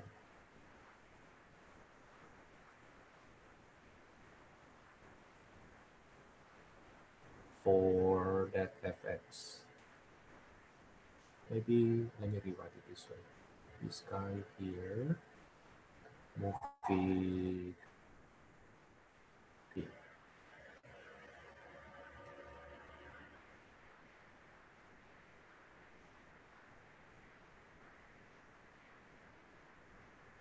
It would be nice if you can memorize those power series representation of some basic one.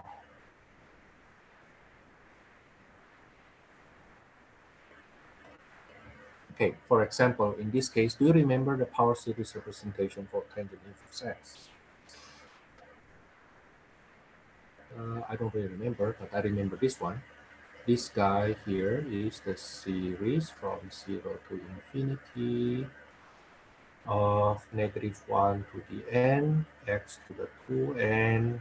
The radius of convergence is 1, so x is between -1 to 1.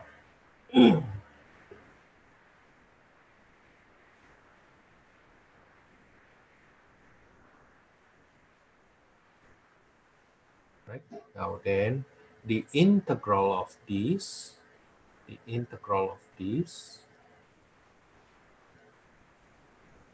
is equal to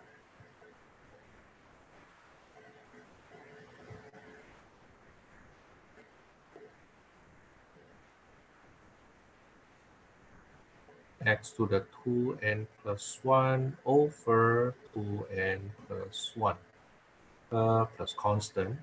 Okay? Okay, and on the left hand side, that's tangent inverse of x. So if you don't remember that, then you need to develop that yourself. If you remember, and usually I think our textbook have the list for the basic one, so that you don't need to remember. For x equals to 0, we get tangent inverse x equals to 0 plus c, such that, I'm sorry, tangent inverse 0. So 0 equals to c. Now we get tangent inverse of x equals to the series from 0 to infinity, -1 to the n, x to the 2n plus 1 over 2n plus 1. Now, what happens if then I substitute the x by x cubed? Now, don't forget the interval of convergence still -1 to 1, right? Not including the endpoints.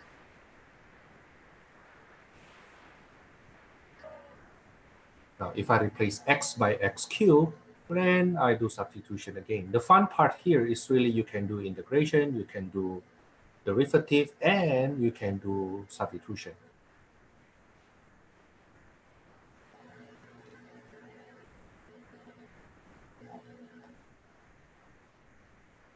Okay, so this guy, x cubed here, right? Which still implies x is between -1 to 1. But on the right-hand side, I can simplify this to be 1 to the n, x to the 6n plus 3 over 2n plus 1.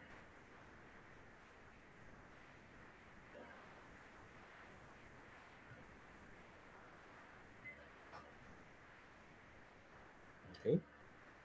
Then, what if I have x squared tangent inverse of x cubed?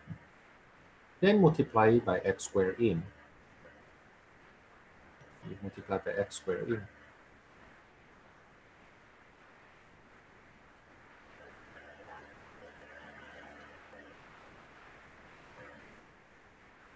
which is equal to the series from 0 to infinity, -1 to the n, x to the 6n plus 5 over 2n plus 1.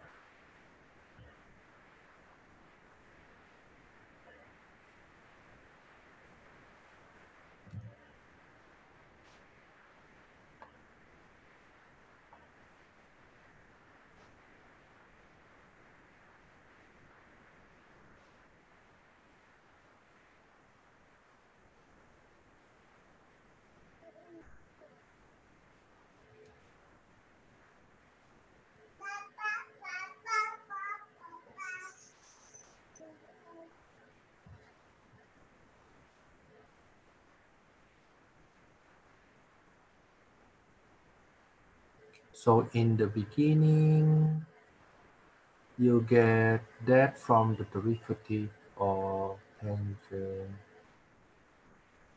To be more precise, we get the tangent inverse x from the integral of that.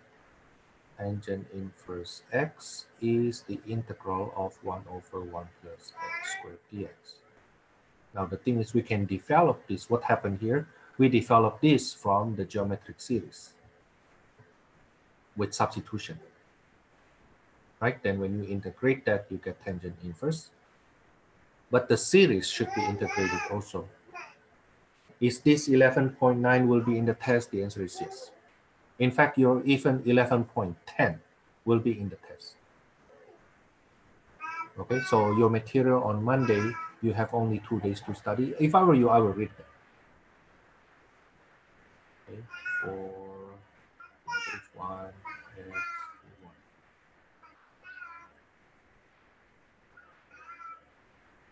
1. Now, there are times then our integral is actually not doable. Let's say number 28. When we try to integrate this, integral tangent inverse of x over x dx. This is not integrable analytically, but we can cheat our way out. We can cheat our way out by using power series representation. Okay, so this integral of tangent inverse, that's 1 over x, the series. Do you remember that?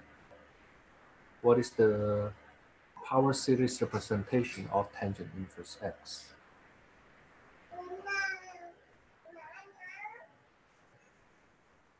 -1 to the n, x to the 2n plus 1 over 2n plus 1 dx. Is that right? Okay. I mean, this guy here is represented by this. Right? Okay, now then I divide by x. So I get this integral of 0 to infinity, -1 to the n, x to the 2n over 2n plus 1 dx. Now, it is convergent for x between -1 to 1. Now then, integral summation is summation of integral. Let me just integrate it right away. And I will get -1 to the n, x to the 2n plus 1 over 2n plus 1 times 2n plus 1, right? Don't forget plus constant.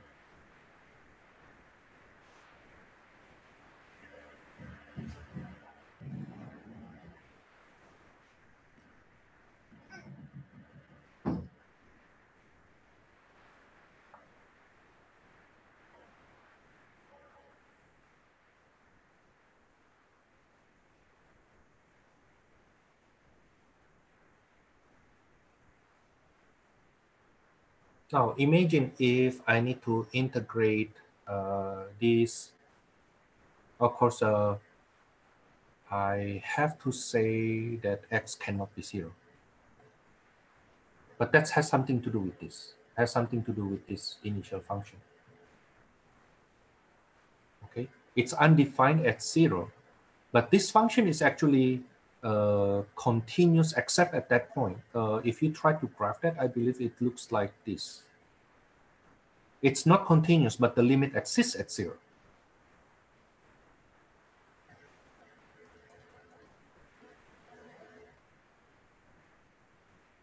Okay, so imagine if then I need to compute the following. I will need to compute, for example, if I extend this, compute integral from 0 to 0.5 of tangent inverse x over x dx.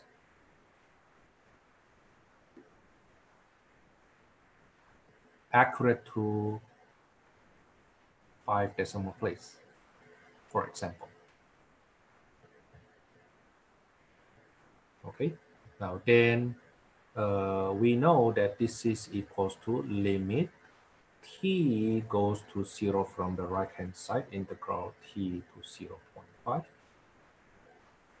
okay, of tangent inverse of x over x dx, but this is limit t goes to 0 positive of the series.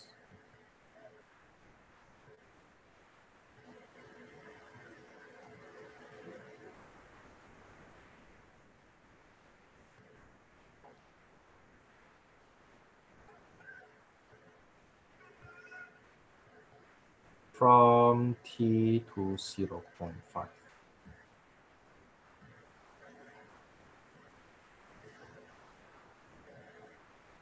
Right? So this is equal to the series, and from 0 to infinity, -1 to the n, 0.5 to the 2n plus 1 over 2n plus 1 squared minus limit t goes to 0 positive of that series. But that will be 0, right? The second term.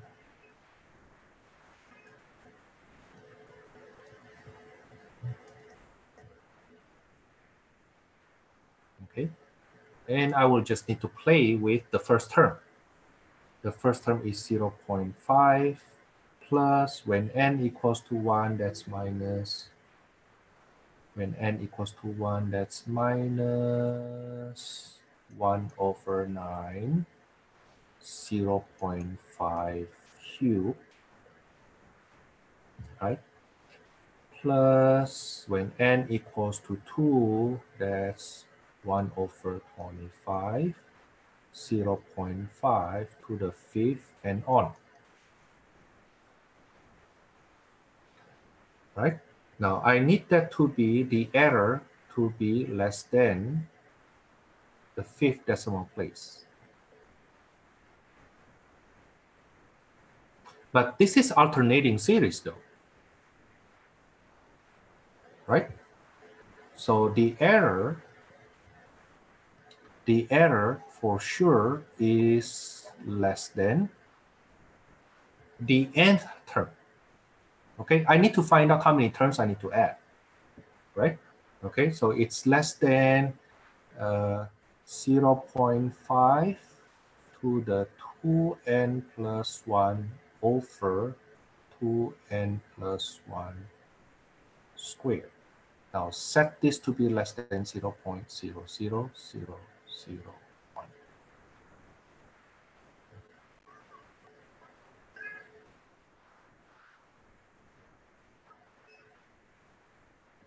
Okay, to be more precise, actually the n plus 1 term, not n term, n plus 1 term. So let me change this to 3 here. This is 3 here, and then we will solve that. Just use calculator, try and error. So this is 1 over 100,000, I believe.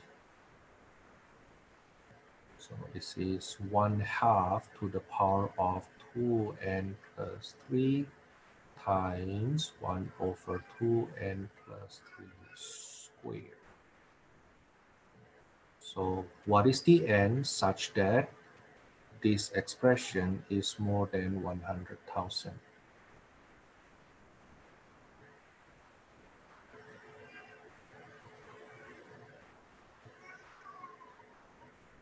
That tells us how many terms we need to go. Okay, so that's 8 times 4 to the n times 2n plus 3 squared. Okay, then I think I will use my Excel or do try and error. Let's say n equals to 10. I wonder it will work. 8. Oh, I think 10 will be too big, huh? No need. Maybe n equals to 5 or 4. Let me try 4 first. 4 to the 4, and then that's 11 squared.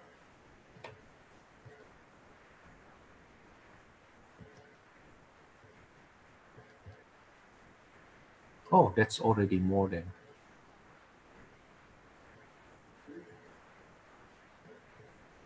That's already more than 10,000, 100,000. When n equals to 3, I think it's not enough. But let me try. So 4 cubed, 9 squared. That's that.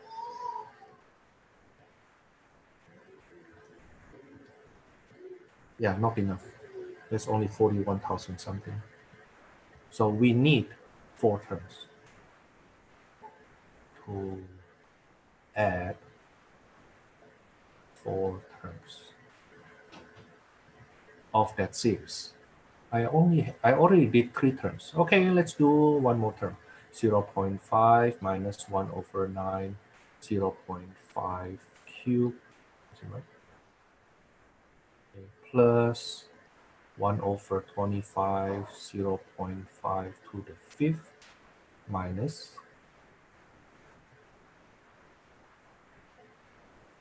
981.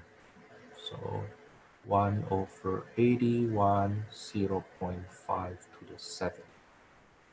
So that integral from 0 to 0.5 of tangent inverse of x over x dx is approximated by this series. And this is accurate to 0.00001. It's pretty good approximation. Suggested homework from this 11.9.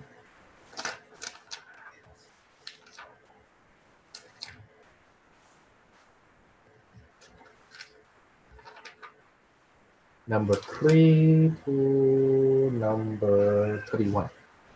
3 to number 31.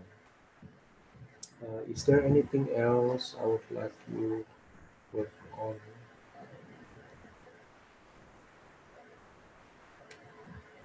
Oh, number 40. Oh, make sure you try this number 40.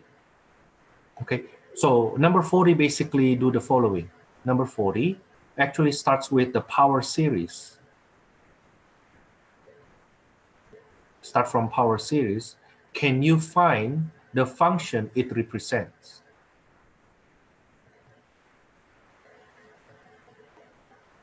Okay, so for example, give me some more minutes. For example, this series here, this series n equals to 1 to infinity of n over 2 to the n. Now this is equal to the series from 1 to infinity of n times 1/2 to the n. Right? Now, then you think about the series n x to the n. What is that? What's that? That is equal to x times n times x to the n minus 1. Now notice that the right-hand side is the derivative of this series. You see what I mean?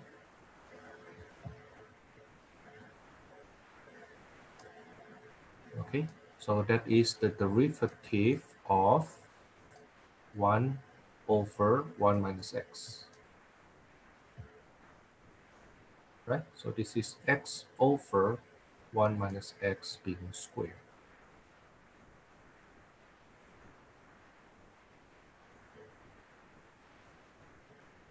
Okay, so the summation that, going back to that question, right? The x equals to 1/2, right? So n times 1/2 to the n, that's basically when x equals to 1/2. So 1/2 over 1 minus 1/2 squared. That's equals to 1/2 over 1/4. That's equals to 2.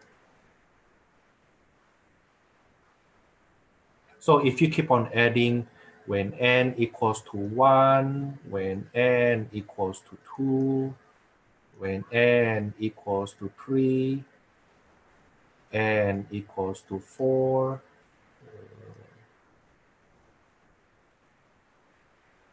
is it when n equals to 4, 16. 16. When n equals to 5, this series, if you keep on adding, it will actually add up to 2.